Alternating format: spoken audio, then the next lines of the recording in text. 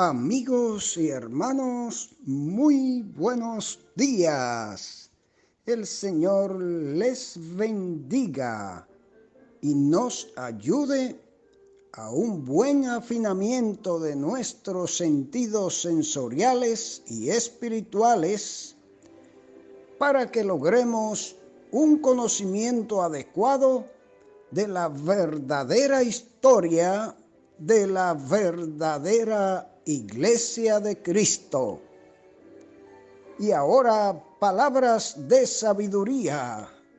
Leamos en Hechos 1, 1 y 2. En el primer tratado, oh Teófilo, hablé de todas las cosas que Jesús comenzó a hacer y a enseñar, hasta el día en que fue recibido arriba, después de haber dado mandamientos por el Espíritu Santo a los apóstoles que había escogido.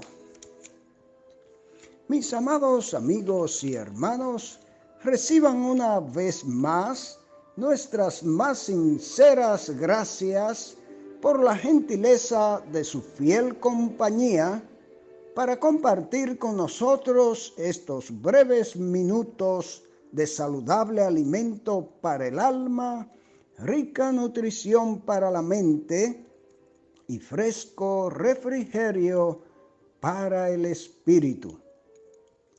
Como ya les habíamos compartido, nuestra presentación de ayer marca el final de las breves consideraciones, reflexiones y aportes con miras a describir y presentar la vida y obra de Cristo en cuanto a su ministerio terrenal. Decimos terrenal porque mientras aquí sigue su obra a través de los redimidos con su sangre, impulsados y guiados por el Espíritu Santo, Él realiza su obra sumo sacerdotal ante el trono del Padre en favor de nosotros. Ahora bien, para que su obra terrenal fuera efectiva y duradera, Él no solo envió su sustituto para morar en cada redimido por su sangre y alcanzado por el mensaje de la gran comisión, sino que instruyó la formación de un organismo vivo y efectivo, cuya cabeza y piedra angular es Él mismo, y el resto del organismo formado por todos los creyentes guiados por el Espíritu Santo y sustentado con sus enseñanzas. A partir de hoy, y en la voluntad de nuestro Padre Celestial, estaremos hablando del nacimiento, desarrollo y misión de ese organismo que es su iglesia. Para tal fin, como es obvio, nuestra base bíblica fundamental será el libro de los Hechos de los Apóstoles o Hechos del Espíritu Santo a través de los apóstoles y primeros miembros de la iglesia cristiana. Naturalmente, seguiremos presentando los comentarios de Matthew Henry, traducidos y adaptados al castellano por don Francisco Lacueva. Y como inicio, hoy les presentaremos el tema Introducción al libro de los Hechos. Para esta introducción vamos a valernos de dos grandes autoridades bíblicas. Nos referimos al doctor Scofield y vamos a leer algunos datos en la introducción de este libro en su Biblia anotada. Nos dice el doctor Scofield de la siguiente manera: en el libro de los Hechos, Lucas prosigue la historia del cristianismo, la cual él había comenzado en el evangelio que lleva su nombre. En el primer tratado, Lucas habla de todas las cosas que Jesús comenzó a hacer y a enseñar. En los Hechos, de lo que Jesús continuó haciendo y enseñando por medio del Espíritu Santo enviado del cielo. ¿En qué fecha se escribió este libro?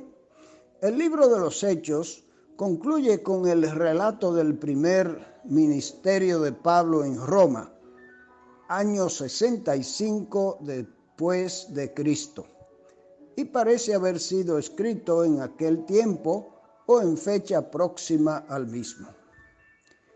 El tema principal de este libro es el relato de la ascensión y el prometido regreso del Señor Jesús, el descenso del Espíritu Santo en el día de Pentecostés, el uso que Pedro hizo de las llaves al abrir las puertas del reino, considerado este como la esfera de profesión de la fe cristiana, al igual que en Mateo 13. A los judíos en el día de Pentecostés y a los gentiles en la casa de Cornelio.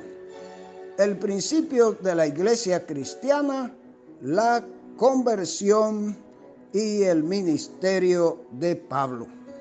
Estos son los temas fundamentales que enfoca el libro de los Hechos. El Espíritu Santo llena aquí toda la escena. Así como la presencia del Hijo es exaltado y revelando al Padre, es el hecho más notable en los evangelios. La presencia del Espíritu exaltando y revelando al Hijo es lo que más se destaca en este libro. Los hechos se dividen en dos partes principales. En la primera sección del 1:1 hasta el 9:43, Pedro es el personaje prominente. Jerusalén es el centro del cristianismo y el mensaje se predica a los judíos. En cuanto a la relación que de acuerdo a los pactos los judíos tenían con Jehová, ellos habían ya pecado al rechazar a Jesús como el Cristo de Dios. La predicación señala, por lo tanto, ese hecho y se demanda el verdadero arrepentimiento, es decir, un cambio de mente. El aparente fracaso de la promesa del Antiguo Testamento tocante al reino davídico se explica en la promesa de que dicho reino se establecería al regreso de Cristo, según Hechos 2, 25 al 31 y hasta el 15, 14, 16. En este ministerio a favor de Israel se cumple lo dicho en Lucas 19, 12 al 14, en las persecuciones de los apóstoles y finalmente en el martirio de Esteban. Los judíos enviaron tras el rey el mensaje que dice: no queremos que éste reine sobre nosotros. En la segunda división del capítulo 10, 1 hasta el 28, 31, Pablo es el prominente. Un nuevo centro se establece en Antioquía de Siria y el mensaje se predica principalmente a los gentiles, quienes como ajenos a los pactos de la promesa, según Efesios 2:12, tenían solamente que creer en el Señor Jesucristo para ser salvos. Los capítulos 11, 12 y 15 representan una especie de transición al establecer de manera concluyente la distinción doctrinal entre la ley y la gracia. En relación con esto, debiera leerse la epístola de los Gálatas también. Los eventos narrados en los Hechos cubren un período de alrededor de 32 años. Al tocar ahora algunas informaciones que nos da la otra gran autoridad, como habíamos prometido, que es Matthew Henry, y nos dice lo siguiente: al estudiar los relatos evangélicos, hemos visto con abundante satisfacción la fundación del cristianismo sobre la persona de nuestro bendito Salvador. Sobre esta roca está edificada la iglesia, es decir, sobre Cristo. En el libro que ahora nos ocupa, veremos cómo comenzó la iglesia de Cristo a ser edificada sobre dicha roca bajo la dirección del Espíritu Santo.